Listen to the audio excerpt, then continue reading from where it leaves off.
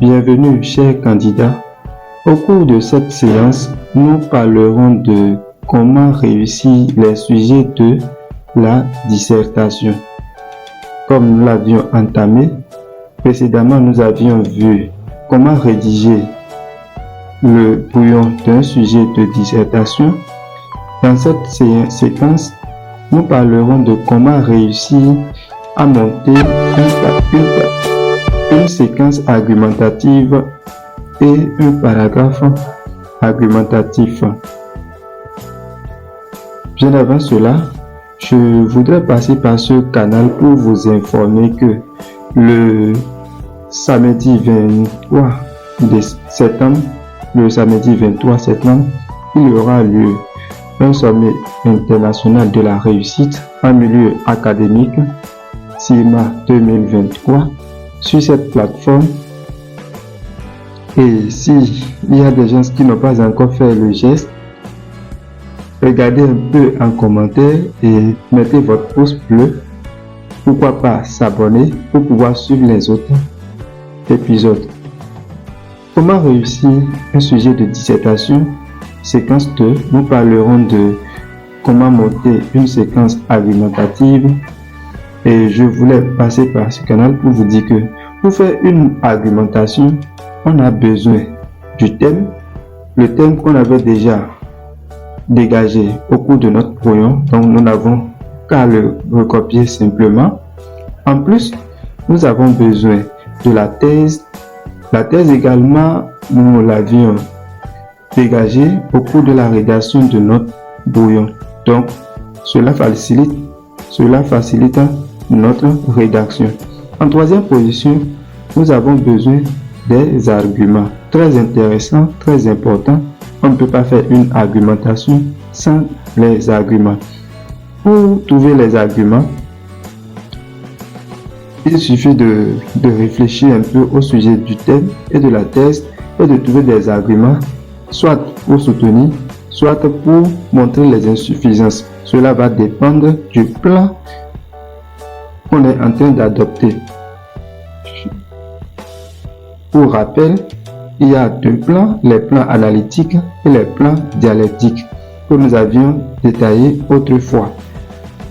Donc, pour le montage d'un paragraphe argumentatif, nous avons besoin principalement d'une idée directrice. Une idée directrice qu'on appelle aussi argument et qui est généralement une seule phrase, pas plus. Je ne vous conseille pas d'ajouter une seule phrase. Ensuite, vous devez expliquer l'idée directrice. Généralement, c'est 2 ou 3 phrases. Ça vous permet de ne pas partir à leur sujet. Donc, explication de l'idée directrice qui sera en 2 ou 3 phrases au plus. Et en dernière position, il faut maintenant illustrer l'explication. Donnez un exemple. Généralement, il est conseillé que votre exemple soit tiré d'un roman que vous aviez fouillé autrefois. C'est très intéressant et ça nous convainc de ce que vous aviez fait de bon boulot. À présent, passons maintenant à la rédaction d'un exemple de paragraphe argumentatif. Je prends le sujet ci-dessous. L'école prépare l'enfant à la vie. Très intéressant. L'école prépare l'enfant à la vie. Et la consigne demande de discuter ce point de vue de l'auteur. La consigne demande de discuter ce point de vue de l'auteur. Je voudrais profiter pour demander à tous ceux qui suivent de mentionner en commentaire le type de plan qu'on doit adopter face à ce type de sujet. La consigne commence par discuter. Donc, il va falloir mentionner en commentaire le type de plan qu'on doit adopter face à ce sujet. En plus, ce serait aussi très intéressant, très important, si chacun d'entre vous arrivait à déterminer rapidement le thème lié à ce sujet, la thèse de l'auteur et ensuite la thèse opposée à la thèse de l'auteur dans ce cas.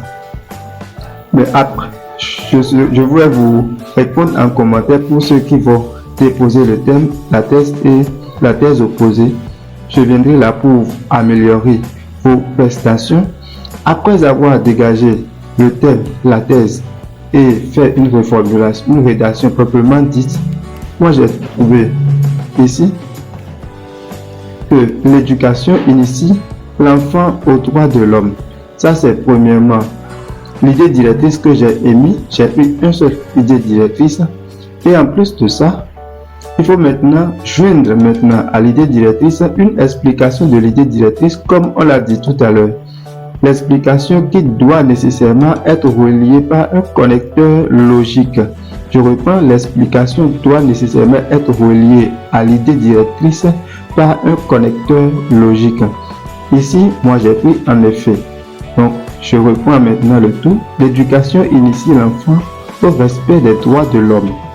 En effet, à l'école, l'enfant apprend les lois, les textes en vigueur dans son pays. Il s'exerce à leur application aussi bien à l'école que dans sa communauté. Il agit conformément aux normes sociales. Par exemple, un enfant bien éduqué évite de tuer son prochain ou de lui accorder des coups sur blessures mortelles. Moi, j'ai pris un exemple du point de vue général, mais pour la rédaction des sujets d'examen, au cas où vous êtes souvenu d'un passage de récit ou d'un roman, ce serait très intéressant que vous le mentionnez à ce propos.